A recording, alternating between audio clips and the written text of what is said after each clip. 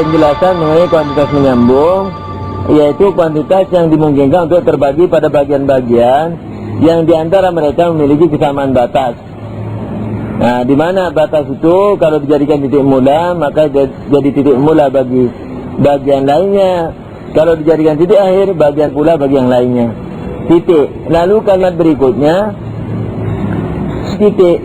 Nah, dikatakan seperti titik antara dua bagian garis. Nah, ini kebalik. Jadi seperti ini mestinya contoh bagi kuantitas menyambung, tetapi ternyata seperti di sini contoh bagi pembatas, yakni contoh bagi seperti pembatas yang ada pada titik, misalnya yang membagi dua garis, atau garis yang membagi dua bidang, atau bidang yang membagi dua benda. Nah, ini kurang cocok, sebab kata-kata seperti itu mestinya mencontohkan, memberikan contoh apa-apa yang telah dijelaskan sebelum titik pada kalimat sebelumnya. Nah, sementara kalimat sebelumnya menjelaskan kuantitas menyambung. Nah, jadi sebaiknya dirubah begini, seperti garis yang dibagi menjadi dua, yang dibatasi dengan titik. Begitu. Nah, titiknya dijelaskan dalam kurung itu, tetap penjelasannya itu, yakni bahwa titik itu akhir garis yang hanya bisa diisyarati atau ditunjuki saja, karena ia bukan garis, sebab bagian terkecil garis itu tetap merupakan garis atau kuantitas misalnya. Nah, itu tetap ditaruh sebagai keterangan titik, tapi kalimatnya dirubah, bukan seperti titik antara dua bagian garis, tapi seperti garis yang dibagi dua bagian yang dibatasi dengan titik. Berikutnya juga setelah titik koma itu dirubah, di situ garis antara dua bagian bidang. Nah, sebaiknya bidang yang dibagi dua,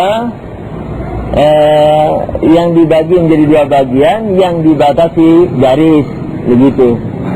Nah, setelah titik koma ada kalimat atau bidang antara bagian benda, itu juga dirubah, atau benda yang dibagi menjadi dua bagian yang dibatasi dengan bidang. Nah, begitu pula ini juga dirubah. Begitu pula saat yang berada antara dua bagian waktu, ini dirubah.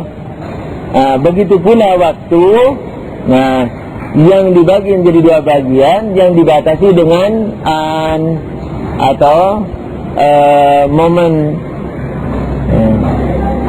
atau instant of time. Kalau mau dijelaskan dalam kurung bagus, instant of time ini akhir daripada waktu, tapi dia bukan bagian waktu, sama seperti titik di atas penjelasannya. Begitu kalau mau dijelaskan bagus.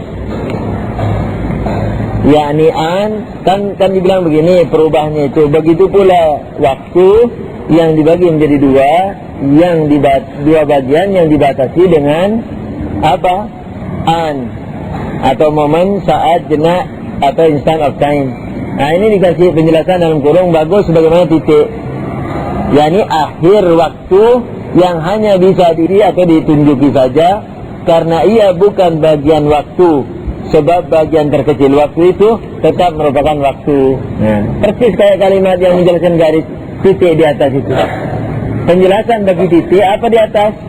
Akhir garis yang hanya bisa diisyarati atau ditunjuki saja, karena ia bukan bagian garis, sebab bagian terkecil garis itu tetap merupakan garis. Nah, garisnya itu diganti waktu untuk menjelaskan momen, yakni apa? Akhir waktu yang hanya bisa diisyarati atau ditunjuki saja, karena ia bukan bagian waktu, sebab bagian terkecil waktu itu tetap merupakan waktu. Nah, begitu.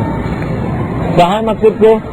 Nah, untuk menjelaskan atau momen. Jadi letakkan saja apa yang dijelaskan, yang dijadikan penjelasan untuk titik, tapi garis diganti dengan waktu. Sudah nih, semuanya kalimatnya sama. Akhir garis ini akhir waktu, yang hanya bisa diisyarati atau ditunjuki saja, karena ia bukan bagian garis, diganti bagian waktu. Sebab bagian terkecil garis diganti waktu, bagian terkecil waktu itu tetap merupakan garis, diganti garisnya dengan waktu, tetap merupakan waktu. You get? Understood? Ada pertanyaan lain materi?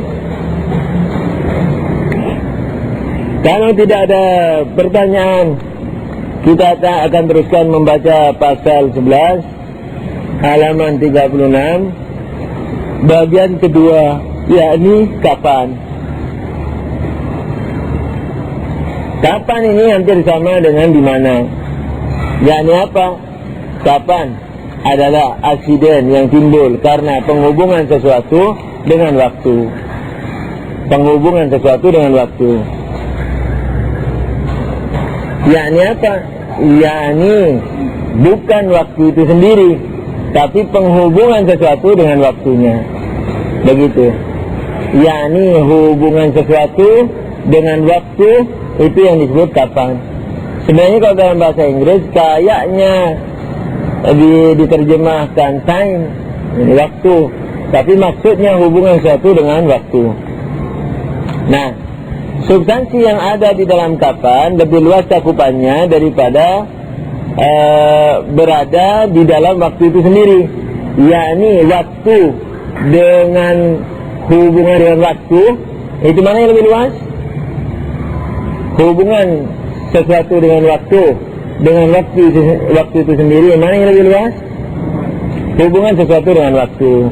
Karena hubungan sesuatu dengan waktu itu mencakup di luar waktu, tapi berhubungan dengan waktu. Misalnya akhir waktu. Kalau waktu itu hanya dalam zaman saja.